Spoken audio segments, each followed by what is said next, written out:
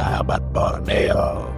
Selamat bertemu lagi di channel Bisikan Borneo.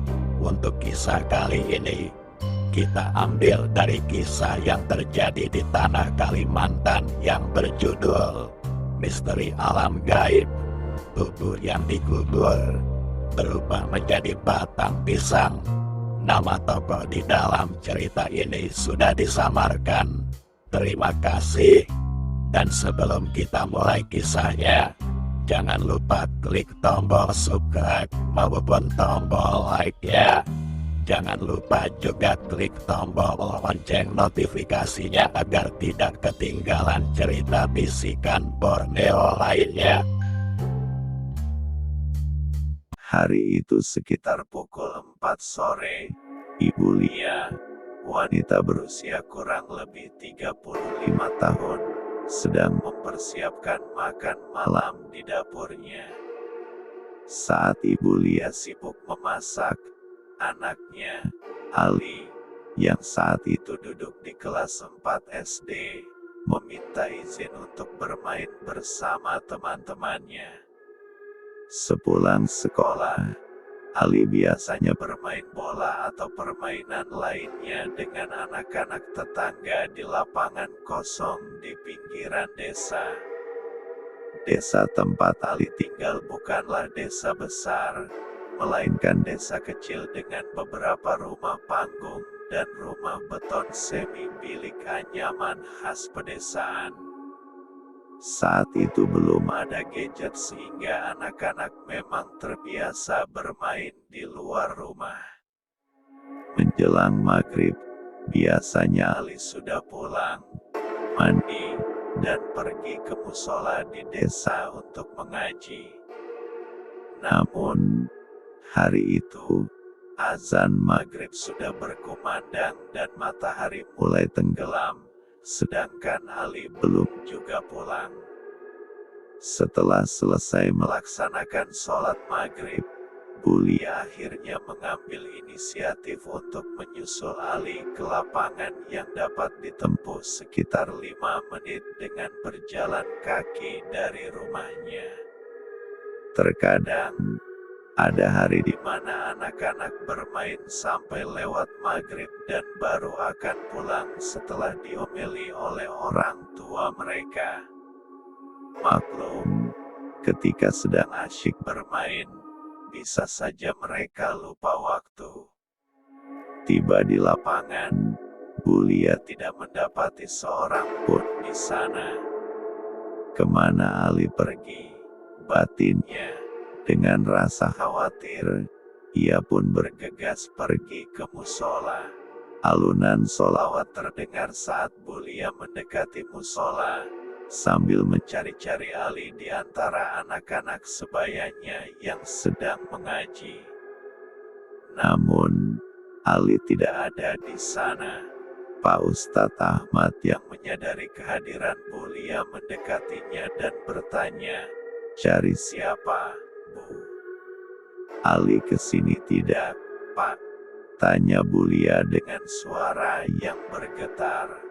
Tidak, Bu, dari tadi Ali tidak datang ke sini, jawab Pak Ustadz. Pak Ustadz pun membantu Bu Lia menanyakan Ali pada murid-muridnya. Namun hari ini tidak ada seorang pun yang bertemu Ali sepulang sekolah. Bu Lia pun mulai panik, lalu kemudian ditenangkan oleh Pak Ustadz yang akhirnya mengantarkan Bu Lia ke rumah Pak RT. Anak-anak yang sedang mengaji dititipkan pada Ihsan, salah satu murid yang sudah remaja. Bu Lia hanya tinggal berdua dengan Ali, anak sematawayangnya. Suaminya sudah meninggal beberapa tahun yang lalu. Setibanya di rumah Pak RT, mereka dipersilakan masuk dan menjelaskan kejadian yang terjadi. Pak RT lalu menceritakan bahwa Ali sempat datang ke rumahnya untuk meminta izin mengambil beberapa buah mangga di halamannya. Di halaman rumah Pak RT, terdapat satu pohon mangga yang besar dan buahnya selalu ranum. Menurut penuturan Pak RT, Ali datang bersama dua anak sebaya sekitar pukul 4:30 sore. Pak RT belum pernah melihat kedua anak yang datang bersama Ali tersebut, sehingga ia mencuatkan kemungkinan dua anak tersebut berasal dari desa sebelah atau mungkin saudara Ali. Namun, ada yang aneh dari kedua anak tersebut. Kulitnya nampak lebih putih dan pucat dengan lingkaran hitam yang samar-samar di sekitar mata. Setelah Pak RT mengizinkan anak-anak tersebut mengambil mangga di halamannya, ia masuk ke dalam rumah dan meninggalkan mereka memanjat pohon. Dari situ, Pak RT tidak melihat lagi Ali. Bulia terlihat sangat pucat dan syok mendengarnya. Ia merasakan adanya hawa dingin di tengkuknya yang membuat bulu kuduknya merinding. Ia meminta bantuan Pak RT untuk mencari anaknya yang hilang. Pak RT segera memberitahu beberapa warga untuk mencari Ali bersama-sama. Para bapak berkumpul di depan pos ronda yang berdekatan dengan rumah Pak RT, membawa senter dan kentongan musola, lalu berpencar memanggil-manggil nama Ali sambil menyisir desa dan semak-semak sekitarnya. Bulia diperintahkan oleh Pak RT untuk menunggu di rumah sambil ditemani Bu RT. Malam semakin larut, Bulia semakin gelisah, tangannya terasa dingin. Sesekali ia mengusap air mata yang mengalir begitu saja. Ia terus berdoa kepada Yang Maha Kuasa agar anaknya bisa kembali dengan selamat. Sekitar pukul 1 dini hari, Pak RT dan warga akhirnya memutuskan untuk pulang setelah tidak berhasil menemukan Ali. Bulia yang menangis diselingi suara sesegukan, ditenangkan oleh Bu RT. Pencarian akan dilanjutkan besok pagi. Bulia pulang ke rumah dengan perasaan pasrah. Malam itu, Bulia tidak bisa tidur sama sekali. Hanya bayangan wajah Ali yang terus menghantuinya. Pagi tiba, beberapa orang membantu Pak RT dalam mencari Ali. Namun, jumlah warga yang datang tidak sebanyak malam sebelumnya, karena sebagian dari mereka harus pergi bekerja. Salah satu warga mengusulkan agar Pak RT mendatangi Mbah Anang, seorang ahli spiritual dari desa sebelah, untuk membantu dalam pencarian. Pak RT pun pergi bersama seorang warga ke rumah Mbah Anang. Mbah Anang terlihat duduk di kursi bambu di teras, sedang menikmati kopi hitam dari cangkir besi loreng. Pak RT diperbolehkan masuk dan mulai menceritakan kejadian hilangnya Ali kepada Mbah Anang. Mbah Anang tampak merenung dengan mata terpejam, sesekali mengerutkan kening. Mbah Anang mengatakan bahwa Ali berada di tempat yang gelap, sempit, dan lembab. Lalu ia menanyakan apakah ada sumur kering yang tidak terpakai di sekitar desa. Pak RT mengonfirmasi bahwa memang ada sumur yang tidak terpakai di sebelah utara desa dekat semak-semak. Setelah mendapat informasi itu, Pak RT segera meluncurkan motor dan memerintahkan warga untuk mencari di sumur tersebut. Betapa mengejutkannya warga saat menemukan Ali di dalam sumur, tergeletak di dasar sumur. Warga pun turun untuk mengangkat tubuh Ali. Tubuhnya tampak pucat dan dingin. tanpa aliran darah. Bulia yang mengetahui hal itu langsung menerobos kerumunan dan terpaku menatap anaknya yang telah pergi. Ia menangis dengan histeris sambil memeluk Ali. Para warga yang menyaksikan itu merasa iba pada Bulia. Siang harinya, warga membantu Bulia mengurus jenazah Ali dan menguburkannya.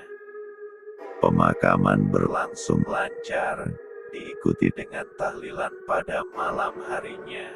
Setelah warga pulang, di rumah tinggal Bulia dan beberapa kerabat. Bulia terpukul atas kehilangan anaknya. Ia sering pingsan dan menangis sambil memanggil nama Ali. Malam semakin larut, Bulia mencoba menerima kepergian anaknya meski berat. Setelah bergadang semalam sebelumnya, Bulia akhirnya tertidur. Dalam mimpinya, Ali mendatanginya dengan pakaian yang sama persis seperti terakhir kali dikenakannya. Ali berkata, "Ibu, aku takut." Bulia terdiam, tidak bisa berkata apa-apa dalam mimpinya. Ali hanya tampak ketakutan di hadapannya. "Ibu, aku di sini. Yang dikubur bukan aku, Ibu." Setelah terbangun dari mimpi itu, Bulia tercekat. Jantungnya berdebar kencang. Dia menangis kembali. Bulia mengingatkan dirinya sendiri akan kejadian dalam mimpinya. Setelah sholat subuh, Bulia bercerita pada keluarganya tentang mimpi yang dialaminya. Mereka menyarankan Bulia untuk bersabar. Mungkin hal itu terjadi karena dirinya masih terpukul oleh kepergian Ali. Namun, mimpi yang sama terulang pada hari-hari berikutnya. Ali datang berkali-kali dan mengatakan bahwa yang dikubur bukan dirinya. Merasa bahwa itu adalah firasat, Bulia meminta bantuan pada Pak RT untuk menggali kembali makam anaknya. Namun, Pak RT menolak dengan alasan bahwa itu hanya mimpi Bulia yang belum bisa menerima kepergian Ali. Pada hari ketujuh, Bulia merasa tidak sanggup lagi melihat anaknya yang ketakutan dalam mimpi yang sama selama 7 hari terakhir. Ia hampir menjadi gila karena melihatnya begitu. Tanpa lelah, ia kembali meminta bantuan dari Pak RT. Akhirnya, Pak RT luluh dan setuju untuk membantu Bulia menggali makam anaknya. Selain rasa iba dan kekhawatiran melihat Bulia semakin terpuruk oleh kesedihannya, Pak RT sendiri juga penasaran dengan hasil dari penggalian makam itu. Siang itu, Bulia, 2 kerabatnya, Pak RT dan Bu RT, serta 2 penggali kubur datang ke makam Ali. Makamnya masih terlihat baru dengan bunga kering di atasnya. Setelah diperbolehkan oleh Bulia, kedua penggali memulai proses penggalian. Bulia berusaha keras menahan air matanya, tidak menyangka bahwa makam anaknya akan digali. Beberapa menit kemudian, kain kafan Ali mulai terlihat, dan kedua penggali memperlambat langkah mereka agar tidak merusak kain tersebut. Setelah penggalian selesai, kedua penggali itu heran melihat kain kafan Ali yang aneh. Mereka diam dan mulai mengevakuasi jenazah Ali dibantu oleh Pak RT dan 2 kerabat Bulia. Jenazah itu diletakkan di samping lubang kubur yang terbuka. Bulia menahan tangisnya dengan susah payah. Semua yang hadir terheran melihat kain kafan Ali yang kaku dan lurus.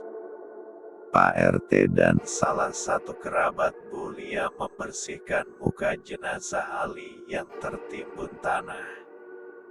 Mereka terkejut saat menemukan bukan jenazah Ali di dalam kain kafan, melainkan batang pohon pisang setinggi tubuh Ali. Bulia langsung pingsan. Kabar ini menyebar cepat di desa dan desa sekitarnya. Hingga kini, keberadaan Ali tetap misterius. Ada yang mengatakan dia diculik makhluk gaib. Ada yang bilang dia dijadikan tumbal pesugihan. Yang pasti, Ali tak pernah muncul lagi dalam mimpi Bulia. Oke sahabat Borneo, sekian untuk kisah kali ini. Apakah kalian juga pernah mengalami? Tulis di kolom komentar pendapat, dan mungkin kalian juga ingin berbagi kisah menegangkan lainnya. Semoga kisah ini bisa bermanfaat dan menjadi pelajaran bagi kita semua. Dan bagi sahabat Borneo yang baru bergabung di channel ini, jangan lupa subscribe, like dan bagikan lawan kakawanan, ding sanak, kula-kula ataupun semuanya. Dan nantikan kisah-kisah horor, kisah nyata ataupun misteri yang ada di Kalimantan, hanya di channel Bisikan Borneo ini. Bagi sahabat Borneo yang memiliki pengalaman mistis atau cerita mistis dari kejadian nyata, silahkan bercerita di grup Instagram, Facebook, dan TikTok Bisikan Borneo. Terima kasih atas support semuanya. Mudah-mudahan pian sabarataan, sihat selalu.